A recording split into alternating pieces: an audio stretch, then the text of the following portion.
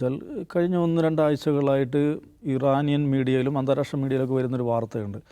ഈ ഇസ്രായേലിൻ്റെ വളരെ കോൺഫിഡൻഷ്യലായിട്ടുള്ള കുറേ ഡോസിയേഴ്സ്, കുറേ ഡോക്യുമെൻറ്റുകൾ ഇറാൻ്റെ കയ്യിൽ വന്നു.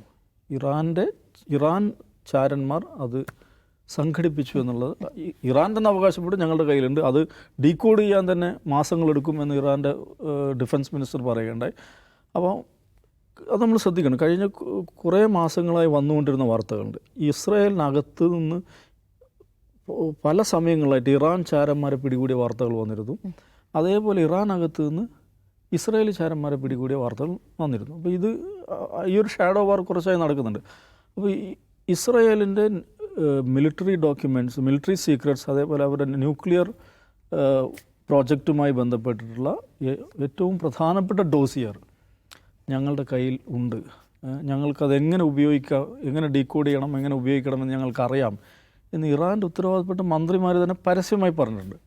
അത് ഇറാൻ ആ ഡോസിയർ ഡീകോഡ് ചെയ്ത് ഏതെങ്കിലും നിലക്കുള്ള ഒരു ആക്രമണം നടത്താൻ സാധ്യതയുണ്ട് എന്ന് ഒരുപക്ഷെ ഇസ്രായേൽ സംശയിച്ചിരിക്കാം. അതിനും ഉള്ളൊരു പ്രിയംപ്റ്റീവ് സ്ട്രൈക്ക് എന്നുള്ള ആൾക്കാർക്ക് അത് കണ്ടിട്ടുള്ളത്. അപ്പോൾ ഇങ്ങനെ നെതന്യാഹുവിൻ്റെ വ്യക്തിപരമായ ലക്ഷ്യമുണ്ട്. പക്ഷേ അത് മാത്രമല്ല, ഇസ്രായേലിൻ്റെ ദീർഘകാലത്തെ സ്ട്രാറ്റജിക് ആയിട്ടുള്ള ലക്ഷ്യങ്ങളുണ്ട്, പൊടുന്നനെയുണ്ടായിട്ടുള്ള ലക്ഷ്യങ്ങളുണ്ട്, ഇങ്ങനെയൊക്കെയുണ്ട്. അത് ഇസ്രായേൽ അത് ചെയ്തു. പക്ഷേ പറഞ്ഞതുപോലെ പൂർണ്ണമായ അമേരിക്കൻ പിന്തുണയില്ലാതെ ഇസ്രായേലിന് നീട്ടിക്കൊണ്ടുപോകാൻ പറ്റില്ല. കാരണം ഇസ്രായേൽ എന്ന് പറയുന്നത് അടിസ്ഥാനപരമായി അമേരിക്കയുടെ 51st സ്റ്റേറ്റാണ്. അത് നമ്മൾ ഇസ്രായേൽ ഒരു സ്വതന്ത്ര രാജ്യമാണ് എന്നുള്ളത് സാങ്കേതികമായി മാത്രം ശരിയായുള്ള കാര്യമാണ്.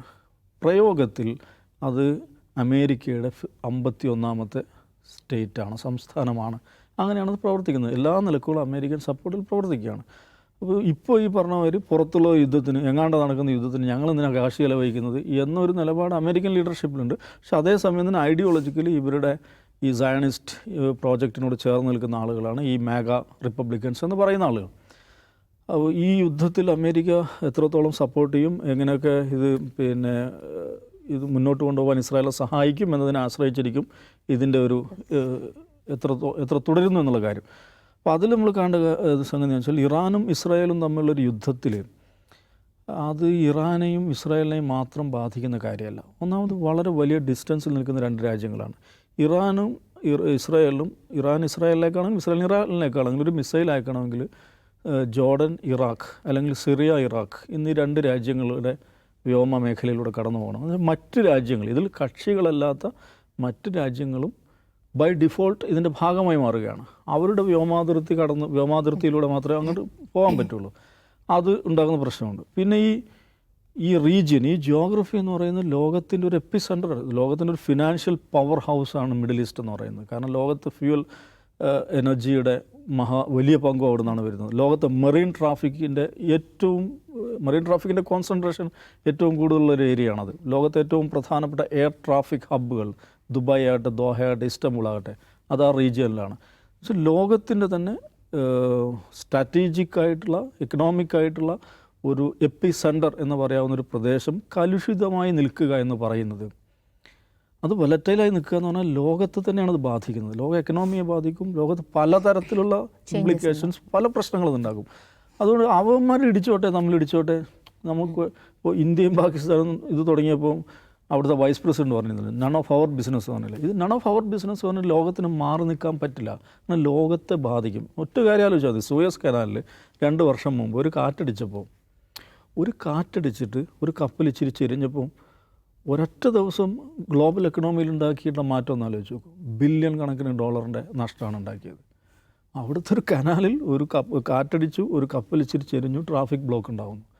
അതാണ് ആ മേഖലയിൽ ഒരു പ്രശ്നം ഉണ്ടായിക്കഴിഞ്ഞാൽ, ആ മേഖല ആകെ ആ സ്റ്റെബിലിറ്റി ഇല്ലാതായി കഴിഞ്ഞാൽ അത് ലോകത്തെ ബാധിക്കും. അതുകൊണ്ട് ലോകരാജ്യങ്ങൾ, ലോകശക്തികൾ അതിൽ ഇടപെടും, അവസാനിപ്പിക്കാൻ വേണ്ടിയുള്ള ശ്രമങ്ങൾ നടത്തും. അതുമാത്രമാണ് അത്. അല്ലാതെ ഈ നെതന്യാഹു എന്തോ ഒരു നന്മ ഉദ്ദേശിച്ച് ഇത് നിർത്തുമെന്ന് നമ്മൾ വിചാരിക്കേണ്ടതില്ല. പിന്നെ ഇസ്രായേലിനെ സംബന്ധിച്ചിടത്തോളം പ്രശ്നമുണ്ട്. ഇപ്പോൾ ഇന്നലെ ഇറാൻ്റെ മിസൈലുകൾ ഇവരുടെ ടെലവീവിൽ പതിച്ചു. ടെലവീവിൽ എന്ന് വെച്ചാൽ അവരുടെ സൈനിക ആസ്ഥാനത്ത് തന്നെ പതിക്കുന്നുണ്ട്. അവരുടെ പെൻറ്റഗൺ എന്നറിയാം, കിറിയത്ത് എന്ന് പറയുന്ന അവരുടെ സെൻട്രൽ കമാൻഡിൽ പതിക്കുന്നുണ്ട്. ആളുകൾ ബങ്കറിലാണ് കഴിയുന്നത്. ഇസ്രായേൽ എന്ന് പറഞ്ഞാൽ ചെറിയൊരു രാജ്യമാണ്. ഇറാൻ വലിയൊരു രാജ്യമാണ്.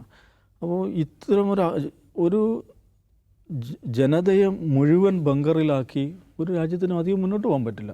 അപ്പോൾ അവർ ബങ്കറുകൾ ഒരുക്കുന്നു, അവരുടെ സൈറൻ സിസ്റ്റം, അലാം സിസ്റ്റം.